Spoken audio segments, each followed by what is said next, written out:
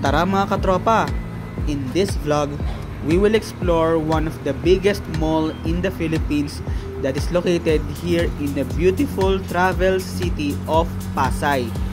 Let's explore this beautiful mall through sightseeing tour with Joms.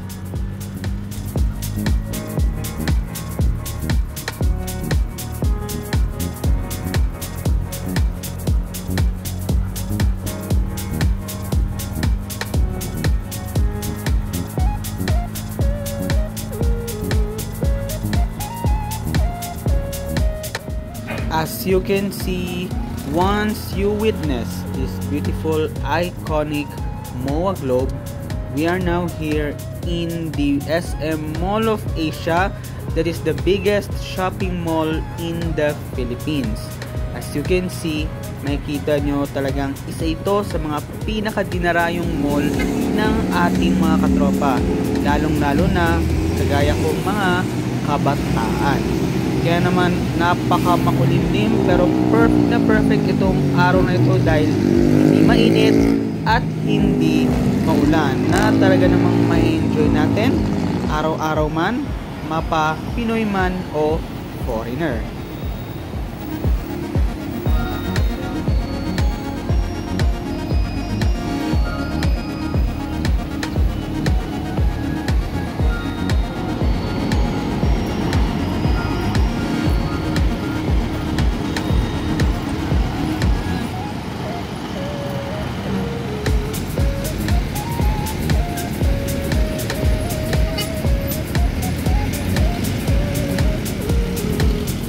Siyempre makikita nyo itong SM MOA Arena plus itong IKEA, which is the biggest IKEA store sa buong mundo. Kaya naman mga katropa, grab your phones and take a shot in the beautiful point of interest, not just only here in Pasay City but also in some places, especially beautiful places, modern places here in Metro Manila. And syempre nga naman mga katropa, wag nyong kalilimutan na picturean itong napakagandang view ng Manila Bay all the way here. Unfortunately, hindi natin nakikita ang the world's most beautiful sunset dahil napaka-ulap nga naman. Syempre mga katropa, isama nyo na rin itong napakagandang view ng MOA, ay na isa sa mga pinakamataas na Ferris wheel sa buong Pilipinas.